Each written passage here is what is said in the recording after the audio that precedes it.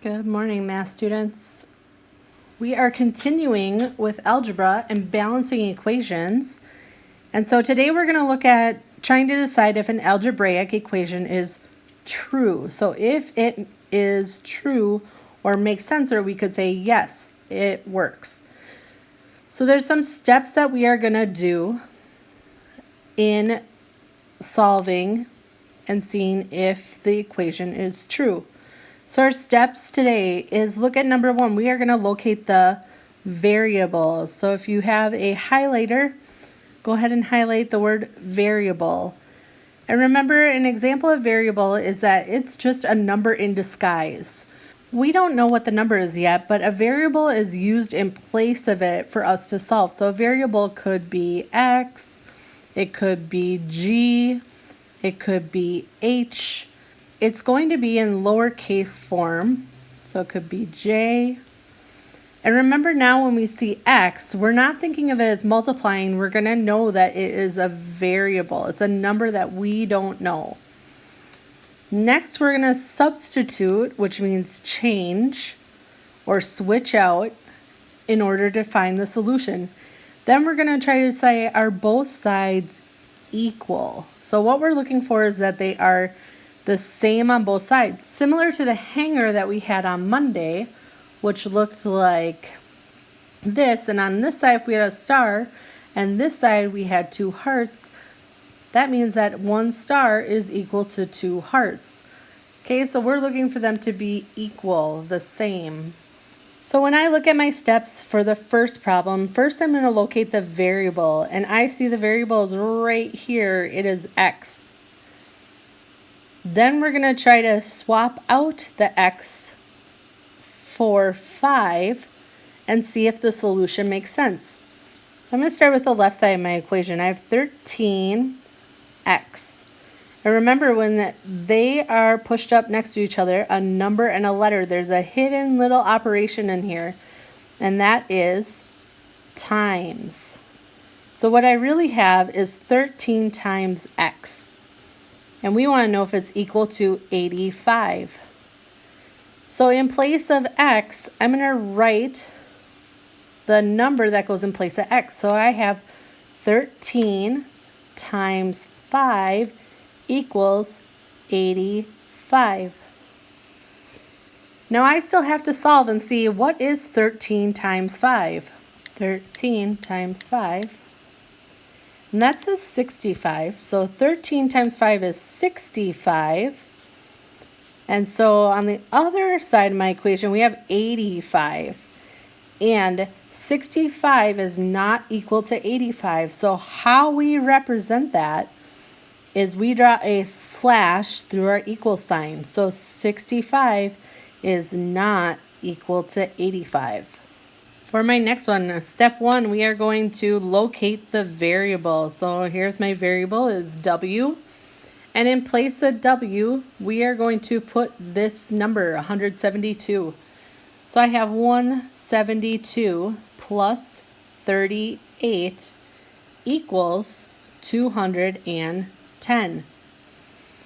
So before I can say that that's true, I have to solve the left side of my equation. So I have 172 plus 38 .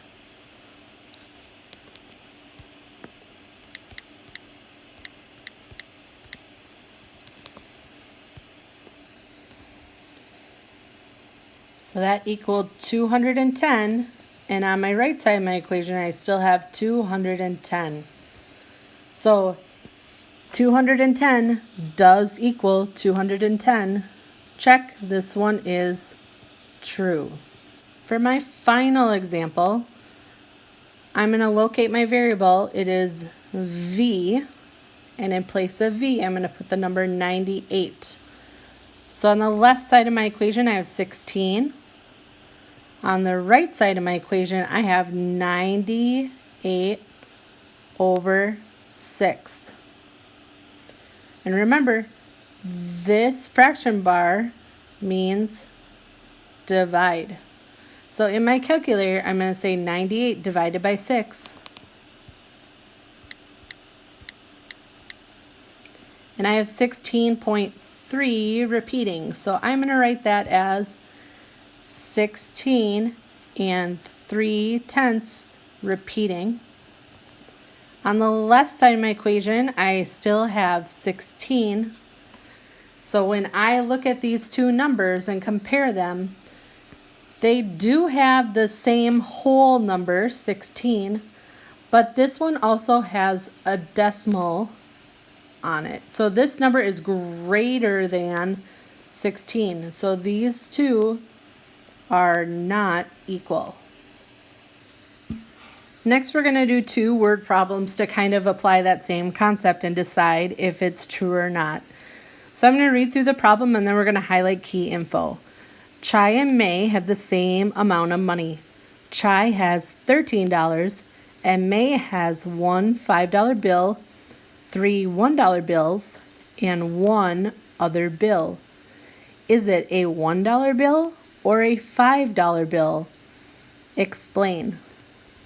So key info is that Chai and May have the same amount of money. Chai has $13.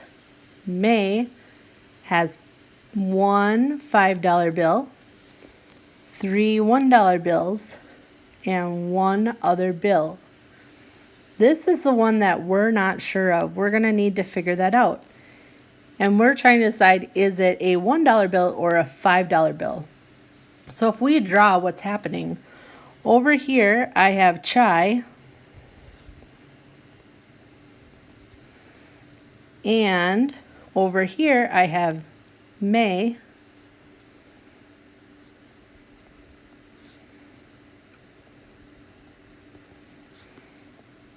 So remember, Chai has $13.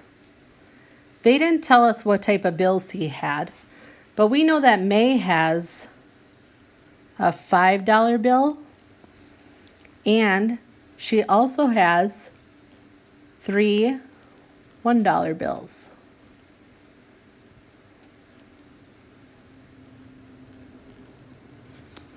She also has 1 other bill that we're not sure of, and that's what we are trying to solve. So this one we don't know.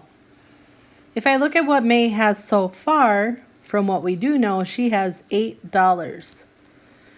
So what would make the statement true? Would it be true if this was a $5 bill or a $1 bill?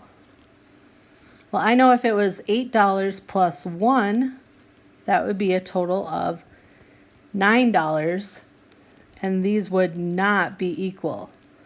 So we want to make sure that they have the same amount of money. So $1 would not work for that. If I had 8 plus $5, she would then have $13. That would make them equal. So my answer is $5 bill. Again, I'm going to read through it once and then we're going to highlight key info. The local pizza shop charged Carmen $172 for 21 medium pizzas. The price of a medium pizza is $8. Determine whether Carmen paid the correct amount of money. So key information is that Carmen paid $172 and got 21 medium pizzas. A medium pizza is $8. So we're trying to find if it's the correct amount. So we're going to draw our line down the middle. On this side, we're going to say her total, which was $172. On this side, we have that she had 21 pizzas, and that should have cost her $8 each.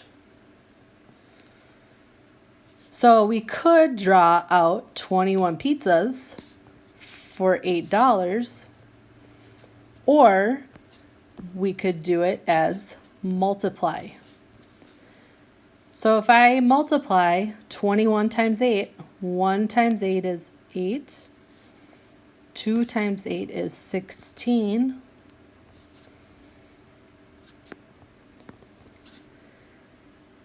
So that means that for 21 pizzas at $8 each, she should have paid $168. So that means that she did not pay the right amount of money. They charged her too much. They charged her $172. So we can say Carmen paid too much money for 21 pizzas. Nice work today with me on these problems. We are going to keep going further into algebraic equations next week with Miss Toivola, who will be back to join us. Everyone have a good rest of your week, and I will talk to you later. Bye.